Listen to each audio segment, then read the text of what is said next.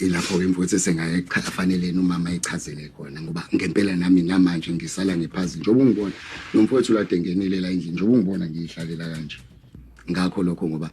experience yami emshadweni ingenza umuntu wesifazana abe ngisamthemba manje sesambe sahamba saze safika la sizeleni la ekhaya ngizolanda impahla zami ngizolanda nje impahla zami because ngafika namaphoyisa wangafuna neimpahla wathi ngiyokhuluma idivorce angaziphi idivorce because mina la ezami impahla engiyifunayo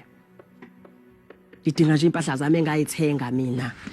yabo mina ngiyakuzonda mina ngiyakunyanya hliziyo yami yonke angisoze mina ngathi wena wenza into ebhlungu kanje kumina bese ngithi mina ngikuzondi ekubeni ungiqambela amanga makuthi amanga lawe awakhulumayo awukwazi ukuthi uthi umuntu awumzondi hayi ngifuna uqamba amanga hayi never lezingane ikhulele kumina ngiyathanda unengane yomfana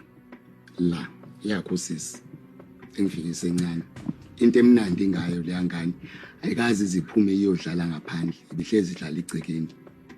if ever ukuthi ngabe mina bengumhlukumezi why kungabe ngoba one endaweni ekuyiyona ekuthiwa beyade imhlukumezela khona bengakazi kuhlezi ku-empty kuhlezi kunabantu why mangabe uhlukumeza umuntu endlini kungabi khona ngisho noyedwa ozwa ukuthi khona inkinga elapha endlini eyenzakalayo mawuthi khona umuntu ohleza khona usho bani kunabantu abaqashile egcekeni one